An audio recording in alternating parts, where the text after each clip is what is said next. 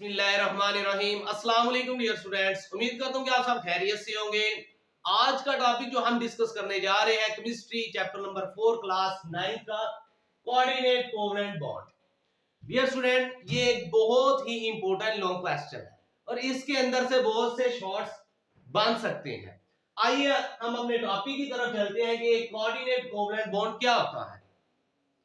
Coordinate covalent bond बिल्कुल covalent bond की तरह होता है, लेकिन इसमें यह चीज होती है कि कोवेलेंट बॉन्ड में म्यूचुअल शेयरिंग होती थी कि इक्वली शेयर एटम आपस में इलेक्ट्रॉन्स शेयर करते थे, जबकि कोऑर्डिनेट कोवेलेंट बॉन्ड में अनइक्वल शेयरिंग होगी।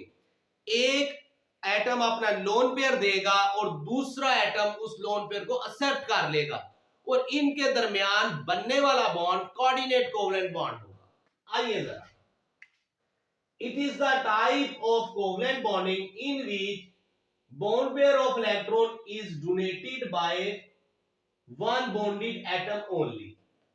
कहता है कि ये कोवलेंट बॉन्डिंग की एक टाइप है जिसके अंदर एक एटम अपना लोन पेयर या बॉन्डिंग इलेक्ट्रॉन डोनेट करता है।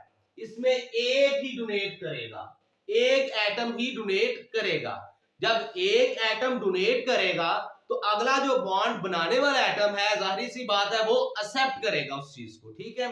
इसलिए फिर हम इसको क्लासिफाई करते हैं कि एक एटम तो डोनर होगा जो इलेक्ट्रॉन को देगा और एक एटम एक्सेप्टर होगा जो इलेक्ट्रॉन को एक्सेप्ट करेगा। और असल में यहाँ एक पेयर की बात होगी जिसको हम लोन पेयर कहते हैं। इलेक्ट्रॉन का पूरा जोड़ा ट्रांसफर होता है, शेयर होता है। यहाँ आइए इन डेफिनेशंस को देखते हैं। सबसे पहले donor, the atom which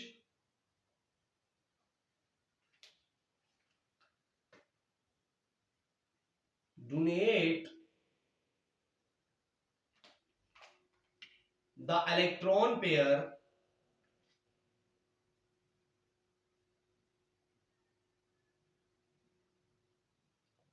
is called donor. और जो एक्सेप्टर है वो क्या करेगा, एक्सेप्ट करेगा उस लोन पेयर को, इलेक्ट्रॉन पेयर को। द एटम विच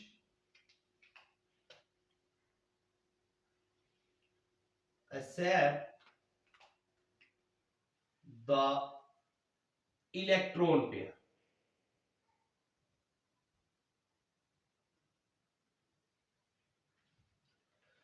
डोनर जो डोनेट करेगा, एक्सेप्टर जो एक्सेप्ट करेगा। अब लोन पेयर की बात है कि लोन पेयर क्या होते हैं।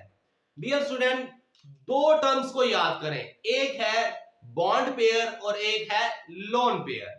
बॉन्ड पेयर वो इलेक्ट्रॉन पेयर होते हैं जो बॉन्डिंग में हिस्सा लेते हैं। फिर सुनिएगा, बॉन्ड पेयर ऐसे इलेक्ट्रॉन के पेयर जो बॉन्डिंग के अंदर हिस्सा लेते हैं उनको बॉन्ड पेयर कहते हैं। लोन पेयर क्या होता है, ऐसे इलेक्ट्रॉन पेयर जो बॉन्डिंग में हिस्सा नहीं लेते, एटम के ऊपर वैसे ही पड़े रहते हैं, उनको लोन पेयर कहते हैं। आइए इसकी डेफिनेशन भी लिख लेते हैं। The non bonding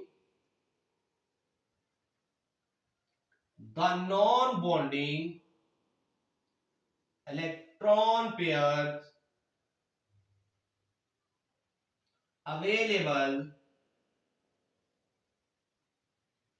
on an atom, जो एटम के ऊपर पड़ते हैं, लाइक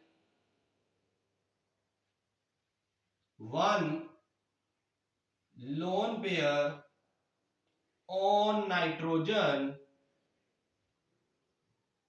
इन अमोनिया। वो कहता है जिस तरह अमोनिया के अंदर NH3 के अंदर नाइट्रोजन के ऊपर एक लोन पेयर होता है, इस तरह वाटर के अंदर अगर बात करें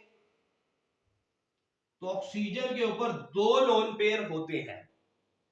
अगर HF की बात मैं करूं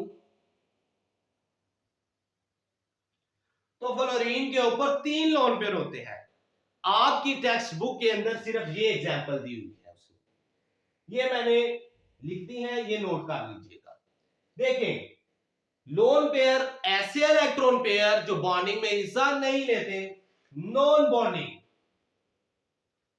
बॉन्डिंग इलेक्ट्रॉन पेयर। अच्छा, वो एटम के ऊपर अवेलेबल होते हैं। देखिए जिस तरह अमोनिया के अंदर नाइट्रोजन के ऊपर एक लोन पेयर, इसको हाईलाइट में कर देता हूं, एक लोन पेयर,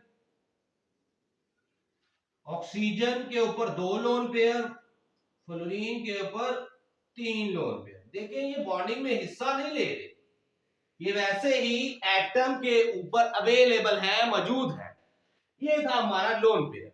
अब डियर स्टूडेंट, बहुत ही एक अहम शॉर्ट क्वेश्चन है, very important short question. Why BF3 is electron deficient? कि BF3 इलेक्ट्रॉन डेफिशिएंट क्यों है?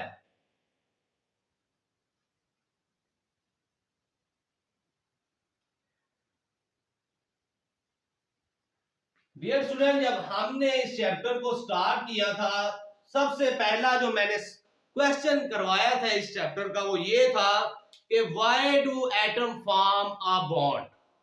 कि एटम बॉन्ड क्यों बनाते हैं? डियर स्टूडेंट, एटम बॉन्ड अपनी स्टेबिलिटी को गेन करने के लिए बनाते हैं। और वो स्टेबिलिटी क्या थी?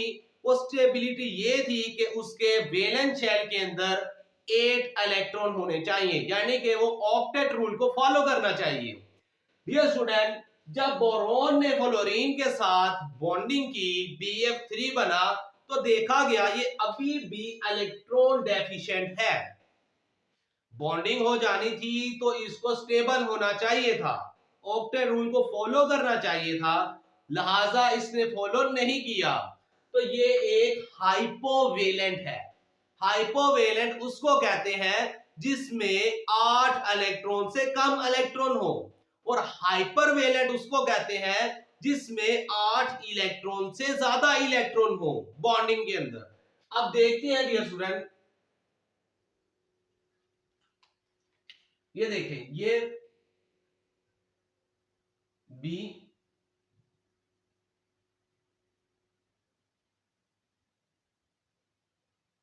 देखें जरा, एक इलेक्ट्रॉन बोरोन का, एक फ्लोरीन का, एक बोरोन का, एक फ्लोरीन का, एक बोरोन का और एक फ्लोरीन का। आप देख सकते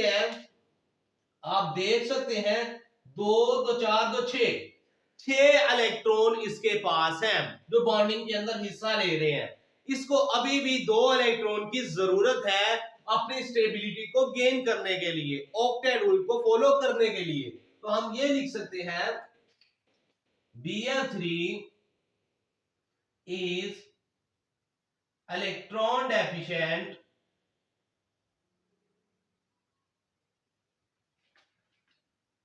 because 3 valence electron of boron is bonded with 3 fluorine atom until, अभी भी इसको 2 इलेक्ट्रॉन की जरूरत है, 2 electron remaining to gain stability. अभी भी इसको 2 इलेक्ट्रॉन चाहिए स्टेबल होने के लिए। तो वो कहां से इसको मिलेंगे? वो 2 ही तरह के मॉलिक्यूल दे सकते हैं, या जिनके ऊपर नेगेटिव साइन हो या जिनके ऊपर लोन पेयर हो। तो इसको अगर रिएक्ट करवा दें NH3 के साथ, क्योंकि आपकी टेक्स्ट बुक में 2 रिएक्शन दिए हैं, एक अमोनिया को रिएक्ट करवाते हैं H+ के साथ तो अमोनियम आयन बनता है, और दूसरा BF3 को रिएक्ट कराते हैं अमोनिया के साथ। ये BF3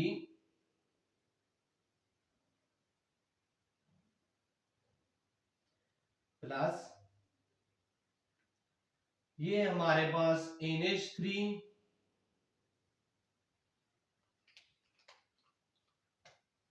ये इसका लोन पेयर है, अब जब लोन पेयर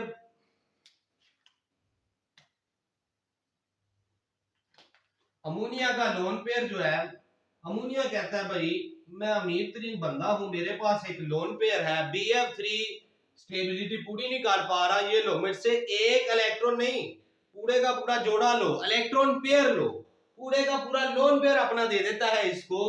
और ऐसा बॉन्ड जिसमें एक एटम अपना कंप्लीट लोन पेयर दूसरे इलेक्ट्रॉन डेफिशिएंट जो है ना स्पीशी को दे देता है, इनके दरमियान बनने वाला जो बॉन्ड है वो कोऑर्डिनेट कोवलेंट बॉन्ड होता है।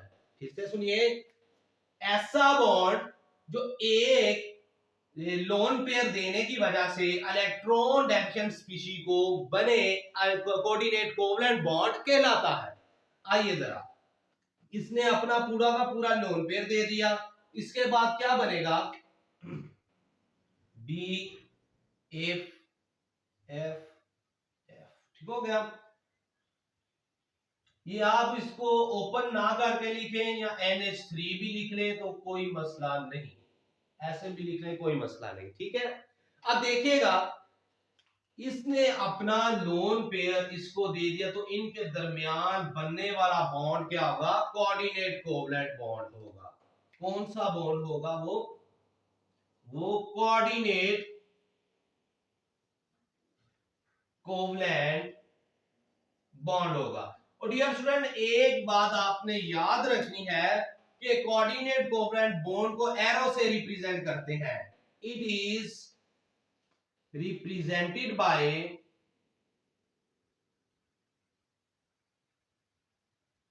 एरो, इसको एरो से रिप्रेजेंट करते हैं। जहां भी आपको बॉन्डिंग के अंदर एरो नजर आ गया कि दो मॉलिक्यूल के अंदर, दो स्पीशीज के अंदर एक एरो नजर आ गया कि वो एक एरो के जरिए से बॉन्डिंग कर रहे हैं, तो समझ लीजिए कि वहां कोऑर्डिनेट कोवलेंट बॉन्ड बन रहा है। ये था डियर स्टूडेंट, देखें जब इसने अपना लोन पेयर इसको दे दिया, अपना लोन पेयर दे दिया, तो अब कितने इलेक्ट्रॉन हो गए, 1 2 3 4 5 6 7 और 8 इलेक्ट्रॉन मुकम्मल हो गए। देख लीजिए 8 इलेक्ट्रॉन मुकम्मल हो गए, तो ये ऑक्टेट रूल को फॉलो कर सकता है। डियर स्टूडेंट, ये था हमारा आज का टॉपिक कोऑर्डिनेट कोवलेंट बॉन्ड, जिसके अंदर हमने उसकी definition, acceptor, donor, lone pair क्या होता है और एक बहुत ही अहम शॉर्ट क्वेश्चन को डिस्कस किया। उम्मीद करता हूं कि ये लेक्चर आपको समझ आया हो। अगर वीडियो अच्छी लगी हो तो वीडियो को लाइक करें, शेयर करें। अस्सलामु अलैकुम।